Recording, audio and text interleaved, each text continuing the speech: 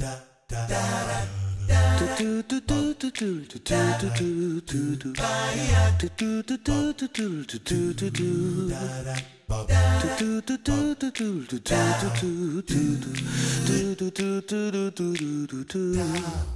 everyone, I'm Captain Logan. And I'm Sarah. And today we're going to tell you how we felt about the pilot for Beware the Batman. So, Beware the Batman, the brand new animated series about Batman from Cartoon Network. This one is computer animated, of course, and this is kind of a reinvention of Batman with Alfred playing a much more pivotal role than really I've ever seen him before in on screen. He's an ex-MI6 agent, and Batman is still sort of kind of the Batman we all know and love. He's it's kind of the early days of Batman where Jim Gordon is lieutenant, and he's having to chase after these two mutant animal men, Professor Pig and Mr. Toad, and they're kind of eco-terrorists out after some rich people who destroyed, was it a swampland or some kind of wildlife preserve in order to put up some new industry, and that's basically what's going on in the pilot. Sarah, how did you feel about the first episode of Beware the Batman? Well, this first pilot episode made me feel like I was watching a 90s cartoon with modern-looking animation. Oh, all right. That's what it made me feel Interesting. like. Yes. I felt like I was back in the days of the 90s where it was the whole... Well, I don't know. It's Batman kind of almost sort of like I remembered from the 90s in the 90s series. Totally with a different sort of relationship with Alfred, and he's not the super confident, can't do any wrong Batman that he was there. But I just got that tone feel from it, like it was like a 90s cartoon almost, and you get the whole thing with the eco-terrorists, which was a big theme in the 90s. Yeah, because you were a big fan of Captain Planet. Yes, I was. I was getting Captain Planet vibes the whole time, especially with that pig guy. And you don't know Professor Pig from the comics. No, I don't. Okay, yeah. I know him. I it's been a while since I read Wind in the Willows, but I did read that in the 90s. So, I don't know, I was just getting this whole 90s vibe. The only thing that took me, I don't know, it wasn't long. It was like maybe 5 minutes to get used to was the animation. The 3D animation just, I don't watch very much in the way of cartoons these days, and so I haven't seen very much of the 3D animation, and it just kind of hits me out of nowhere every time. So, but it worked really well for the episode, and it didn't take me very long to get into it. I think the biggest thing that just kept popping out and taking me out was every time Alfred's head was on the screen. I don't know why, but for some reason the way they rendered that, it just, I don't know, it was weird. So, but overall, I would say that for this pilot, I am feeling it. Wow, yes. Cool. Yeah, I actually really was enjoying myself. All right. Well, this pilot episode made me feel like I was watching a claymation espionage spy thriller starring Batman and his butler Hitman. Yeah, Alfred looks like Hitman in this, like the video game Hitman. Yeah. Which is not a problem at all. I like Hitman. But yeah, I like Hitman too. The thing that I disliked the most about this was certainly the animation. Yeah. I thought that it was just. Here's the thing. I didn't get the sense that this needed to be computer generated. Yeah. And with something like this, I kind of want the computer generated animation to come out and tell me this is the look for this show. This is the thing that it needs to look like to do what it wants to do. You know, there are other things like naturally Reboot needed to be 3D animation. You know, again back in the 90s, that was about characters in a computer. Yeah. You know, that needed to be 3D. Yeah. Even something like a Transformers Beast Wars. I don't know why, but I always got the vibe from that show that needed. It felt like it should be computer generated. This. I'm sorry, it felt like it's cheaper to do it this way. Yeah. I felt like you could have got the exact same vibe, the exact same kind of ambiance and atmosphere, which I thought was a good atmosphere. Absolutely. With without this kind of animation. I felt like it looked like PS2 cutscenes to me, and a lot of it, especially whenever you got like a back off shot or an establishing shot of like Wayne Manor and places like that, where it just wasn't detailed enough. Yeah. And of course, you expect that with this kind of thing. Having said that, it doesn't kill it for me.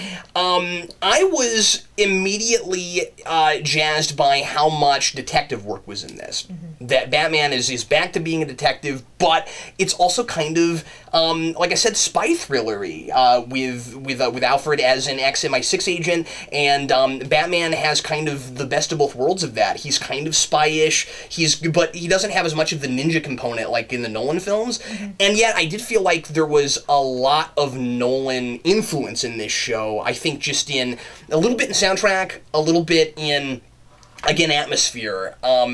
I expected this to be a silly kid show.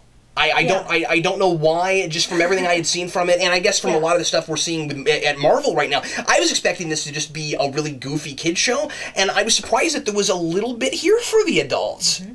So I gotta say that I'm not sure I liked it quite as well as you did, but I'm gonna say I'm feeling it too, and am really surprised, I'm saying. I was super surprised myself, yeah. There are a number of little plot inconsistencies here and there that took me out a little bit, that were kind of goofy, silly things. Stupid stuff like, there's this thing at the end where Batman, pretending like he doesn't know Alfred, gives him this weapon to use, and then he uses the weapon to free these other guys, and then he just throws it away. Like, well, what if they ran into Professor Pig and Toad again? Like, and Batman says, this is for anything else, and he smiles, and then he just throws that away. That was silly. There were some little goofy things like that. So was there anything that just didn't work at all for you, or? I don't know. Like you said, it was really an animation thing. That was the biggest issue for me. But other than that, I mean, it was. So you don't mind how involved Alfred is? I don't. It surprised me that he was given that kind of a role. It was an Alfred like I've never seen before.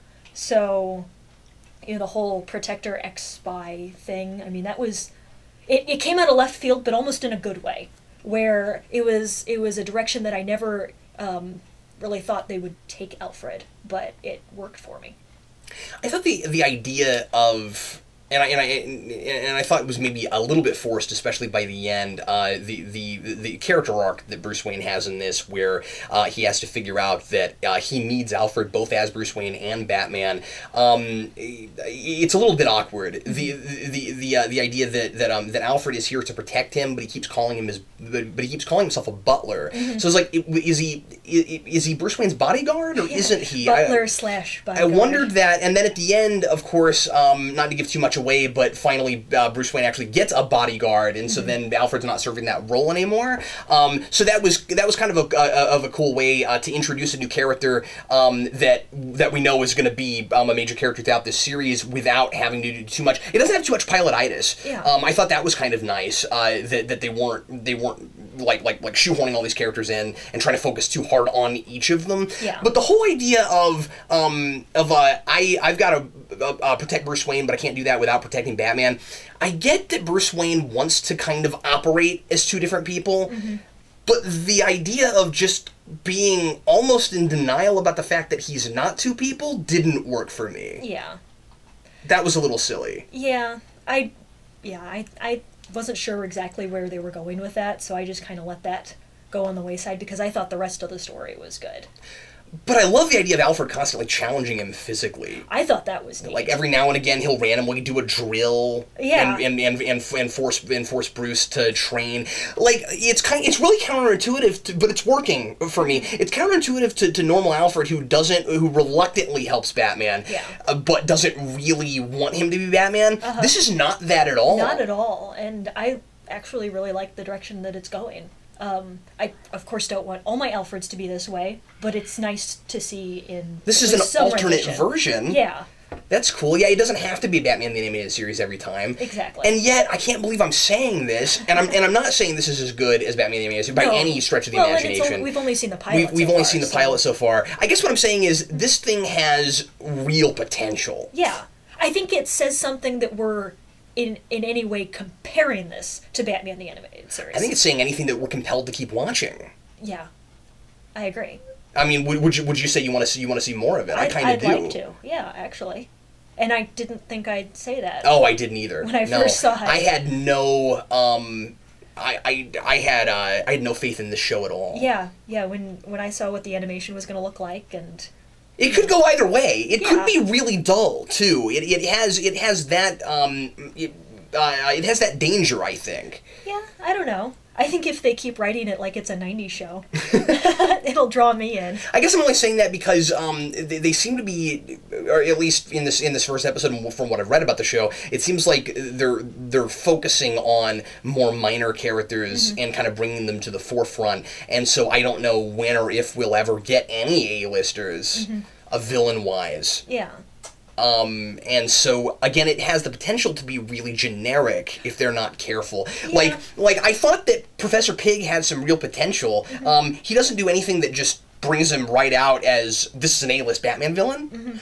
But there were little inklings of cool stuff that could be done with him later, like the whole honor among thieves kind of thing. Well, he's not even really a thief; he's an eco-terrorist. So, it is one of those things where he doesn't quite see himself as the bad guy. So you have that; that's cool. But the whole, I love that line where he says, remember,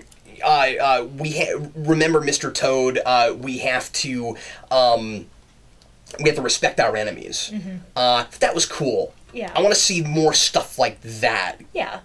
Yeah, where it's not just the same old that we've seen before, where you bring up new concepts, new ideas, new characters, new personalities. Did it bug you that they were kind of like animal mutants and we don't know how that happened? That they were just kind of out of nowhere? The big pig guy looked like he just had a mask on.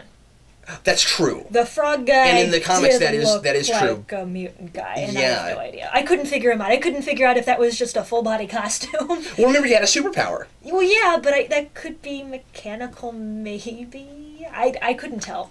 I figured maybe if he's not actually a frog, a toad, then Professor Pig is just throwing out clever one-liners when he says things like ocular deterioration is a big problem for amphibians and stuff like that. I mean, is he actually an amphibian? And if he's not, then why are they so obsessed with the environment? Yeah, see, and I don't know these characters at all. So, I mean, he could be a mutant, but then the pig doesn't seem to be. So I don't know. Again, it's gonna. Part of my opinion about this first episode, though I was very surprised by it. Part of my opinion about this first episode is going to be what kind of show is this? Is it going to be more episodic, or is it going to be more of a continuing story? And you get the sense that it's maybe going to be more of a continuing kind of thing, given we introduced a character at the end, and now we're going to do stuff with that person later. Yeah, yeah, but it would also be nice if you had the continuing arc. Character arc with Bruce Wayne and Alfred and the new character they introduced, but then have it be more episodic as villains go. And I imagine they'll probably do that. Yeah. But then how long will it be before we know things like, was the Toad guy an actual Toad or not, and stuff like that? Yeah. Or are we okay with the comic book kind of notion of it's ambiguous? Yeah. Yeah, and I was okay with it. I was just curious. Yeah, that's what I'm saying. I'm not even saying it's a problem. I'm curious. But I like that this is more of a heightened Batman world. Yeah. And that they're doing the crazy comic book stuff. Yeah. But it's also a little more grounded than I would have expected. Like I said, I thought it was going to be really cartoonish, and it's not. Yeah. Well, anyway, thanks everybody for watching, and Sarah, thanks for joining me to review this. Sure. We're not going to keep reviewing the show, but we wanted to go ahead and do the pilot and tell you what we thought of it, and yeah, we're going to keep watching this. Yeah, I think so. See where it goes. Yeah. Well, thanks again, everybody. I'm Captain Logan. And I'm Sarah. See you next time.